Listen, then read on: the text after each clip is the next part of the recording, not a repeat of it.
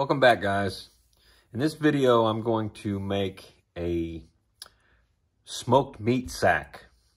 What we're going to do is we're going to go back and reflect to our skills that we learned on how to make a cast net. And we're going to use these same techniques, but we're going to make some sacks. We're going to make them out of butcher's twine so that they're food safe. And I'm going to smoke a couple of chickens tomorrow. I'm going to smoke a fish, tilapia, and if you've ever cooked a fish on the pit, you always have to lay it down. Well, in this case, I'm going to make a mesh bag out of butcher's twine, and I'm going to suspend that tilapia so that I'm getting smoke 100% around. Now, the mesh is going to leave a smoke mark on your meats when you have this mesh on there. And so it's going to give it a very unique look as well as how well it's going to taste when you're done. So what I'm going to do is this is one sack that I've already made for a chicken.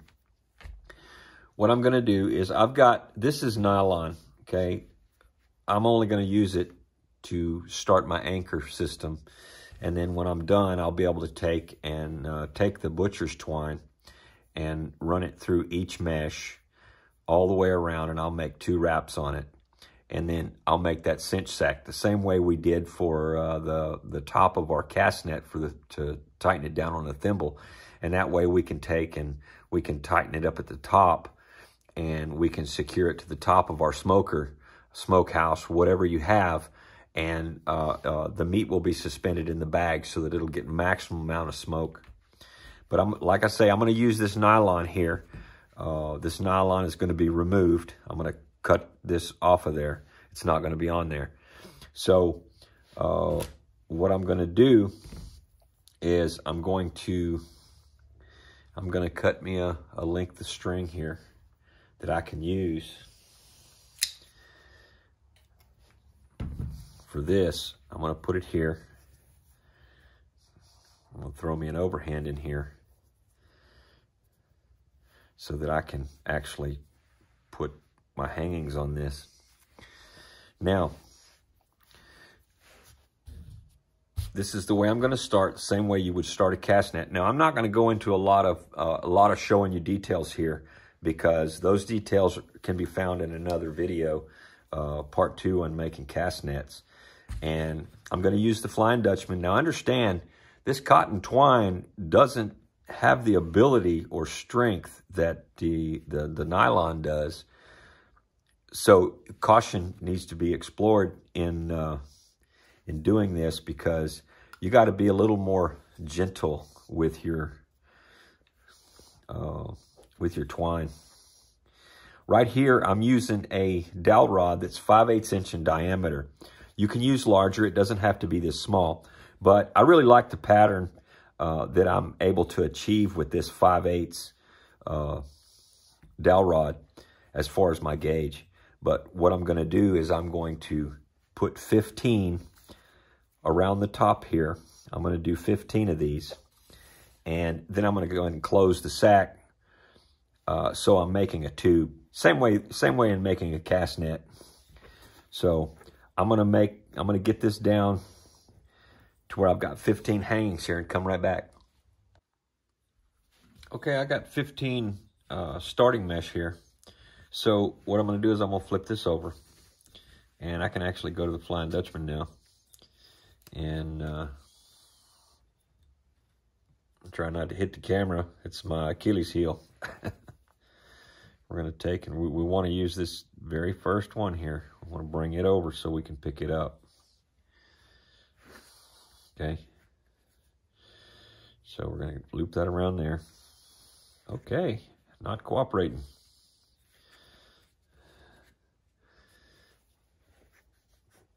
Let's see. Let's verify that this is the correct one.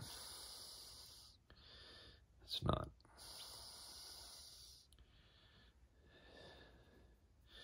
Right here's the correct one.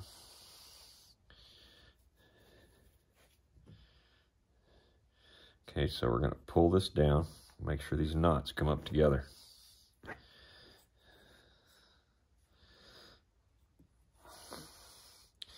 You can tell that because I'm using a 5/8 dowel, these knots didn't align very well because I only went 15 original hangings here. I only went 15, and because I only went 15, I didn't make this long enough. From the first one that I tied to this one, or from the last one I tied to the first one I tied, this loop right here in your first hanging needs to hang down about 5/8 of an inch. As you can see, if you look at it across this way, you can see it's not coming down as far as it needs to. But we're going to hang a chicken in this, and we're going to cut the chicken out when we're done cooking it, so it don't matter a whole lot. Okay, so we're going to continue with the Flying Dutchman. We're never going to add spacers or wideners. We're never going to add any wideners. We're going to simply make a cotton sack, and it's going to be a tube. So the tube is going to remain consistent for its diameter for the full length of the tube. Now, on this tube, I don't know how long I made it. Let me measure it real quick. We can measure it together, I guess. Okay, so I show about 23 inches long. It doesn't take long at all to do this, and it's important that you're probably going to want to use a really short dowel as a gauge. If you're using dowels, use a short one so that you're not fighting a longer one. If you've made a full-length cast net, you found that if you started with a short dowel, before too long, this short dowel was kind of frustrating, and you may have gone to a larger dowel, a longer dowel. That's what I do. That's why I have a short dowel and a long dowel for doing the same net size, the same gauge size for my netting. Okay, I'm going to go ahead and get with it and get this sack done. Okay, one thing you may experience while you're doing this using cotton, because I was talking about it's a lot different than using nylon, bonded twine. Whenever you come up to do your Flying Dutchman here, and you come up, and if you put too much tension here, you may find that it locks up and you're not able to pull it. If that happens, just reach under here, pull down on this, release it, and then pull, and it'll usually correct any problem that you may have right there in that area. Okay, while making these cotton smoke sacks, what I do is whenever I get to the end of my needle, I simply just pull it off and I refill the needle. And just like that, I have a filled needle. So what I'll do is I'll cut my twine. I'll go ahead and remove this from here. I'll take this, very similar to just doing a patch, because this is a one-time use deal, so it doesn't have to be critical in any way, shape, or form. What you're doing is you're making a quality, usable sack for smoking meats. Do that, put that in place, pull both of them, get them nice and snug, because it's cotton. You don't have to pull too hard. So we've added a needle. We want to make sure that we know which one is attached to our needle now, and we want to just take and just trim it off, leave it a 1/4 inch or so. Take the original twine that you had on the first needle, about a 1/4 inch or so, and leave it right like that. And you've now added a new needle, and you can continue on. Okay, we're going to go ahead and prepare the chickens to go ahead and put them in the sacks. One of the things that it's the easiest thing to do, it's very similar to a sock. Just pull it down like so.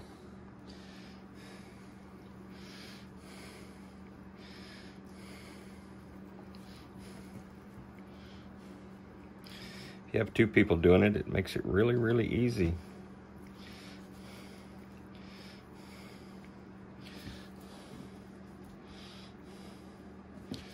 That's one. I'll tie them off in just a second.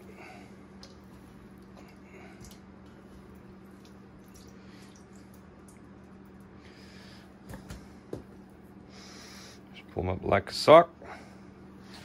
Slide them in.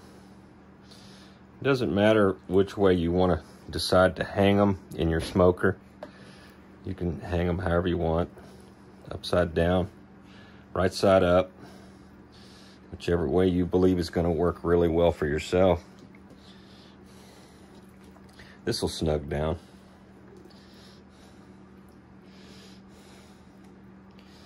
Okay, I need to grab some twine real quick.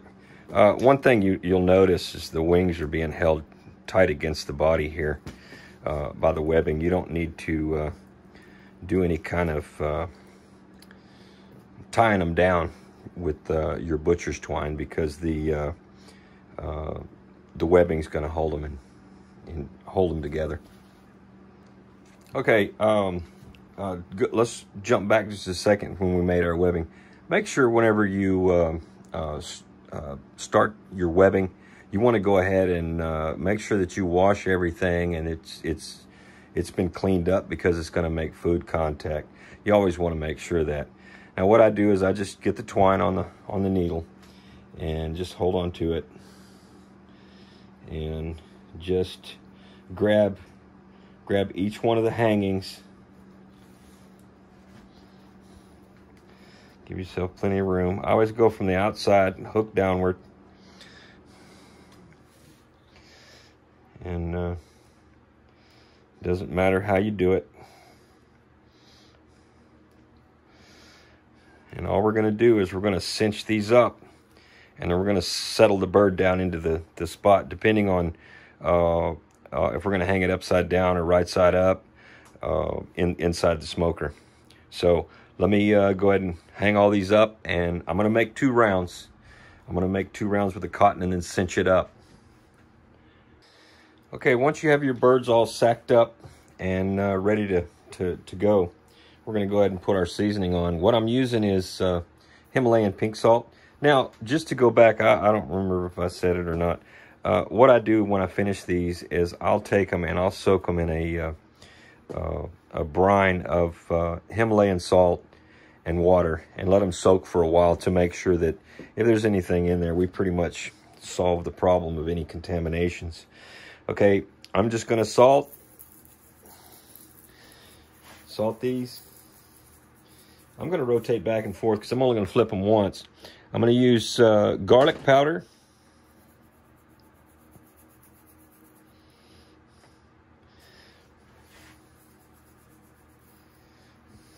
And I'm going to use onion powder. It's kind of my go-all. That's what I do.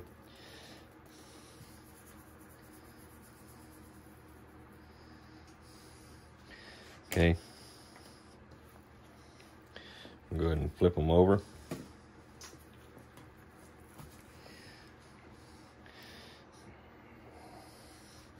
I don't like handling my containers while I'm cooking, but I'll just go ahead and do it.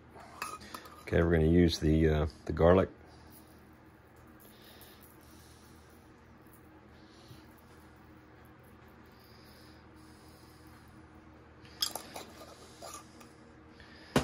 The onion powder.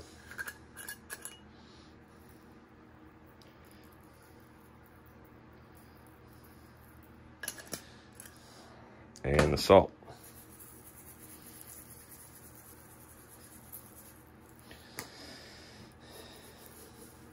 And a quick little rub.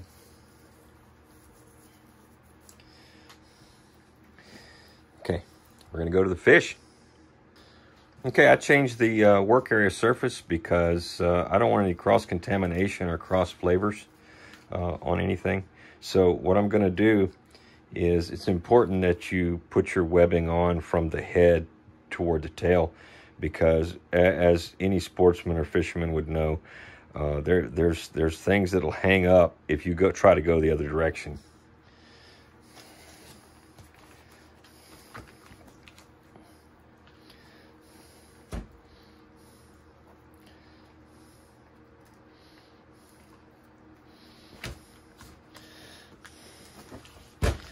Okay, get your netting on.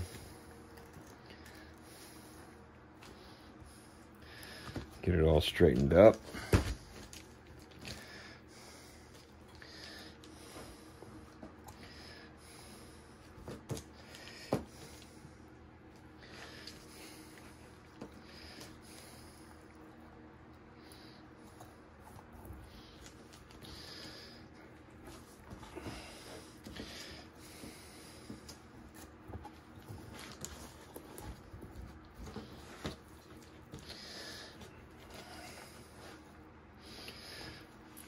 Okay, on this one I'm going to, in the smoker, I'm going to hang it on the tail end.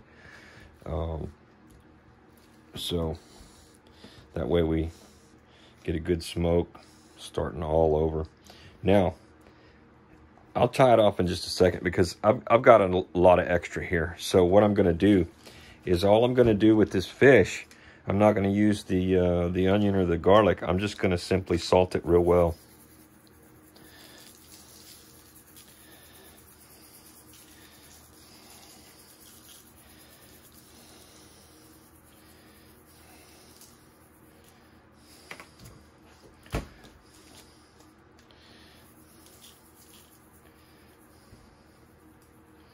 Okay, I'm gonna go wash my hands real fast and dispense out some more salt. Okay, I wanna put a liberal amount of salt. I'm gonna make the fish really, really good. Okay, we're gonna just pat it a little bit, get that salt to where it's gonna stick really well so that it's all over. Okay, what we're gonna do is we're gonna trim the end of this off. And we're going to go ahead and tie this up so that we'll be able to hang it in the smoker. Okay guys, we have them hanging now. We got a good smoke going on. We don't want any of the meat touching. We want to just cook it, smoke it slow. And we want to check our temperatures on our meat every hour or so. We're going to check it as soon as we get out of there. On my temperature gauge, what I do is I try to keep it around 225, never to exceed 250.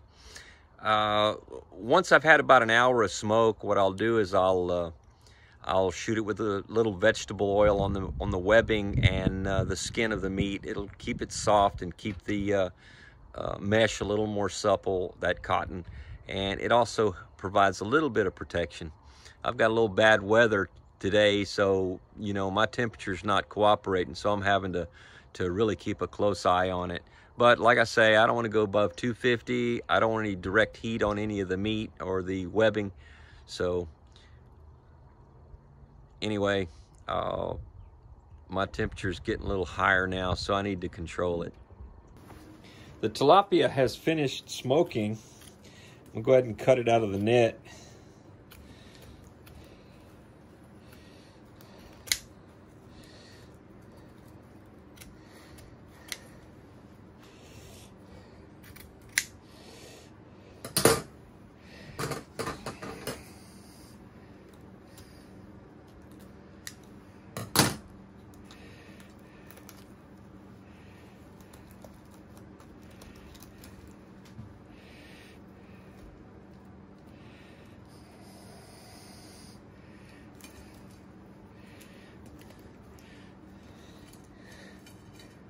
The thick part, the internal temperature, we got it to 140 degrees, and it's ready to eat now.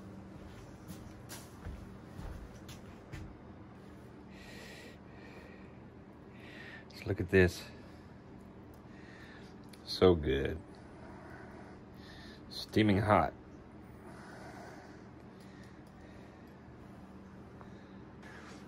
Here we are, guys. Chicken's fresh out of the smoker. I cut them out as well. They sure smell good. That onion and the garlic make them smell so good.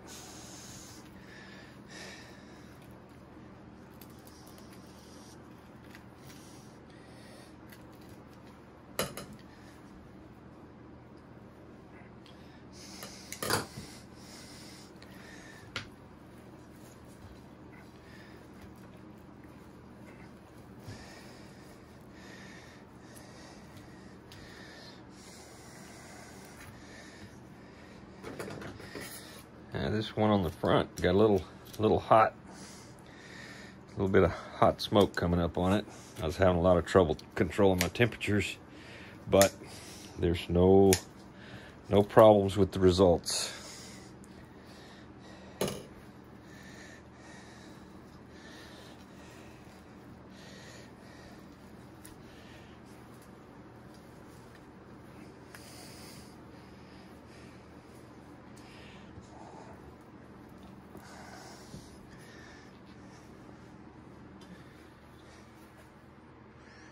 All right, guys, this is still steaming. I'm gonna go ahead and I wanted to let it rest. I've let it rest for about 5-7 minutes or so. I'm gonna go ahead and slice a piece here, see what it looks like. Looks very delicious.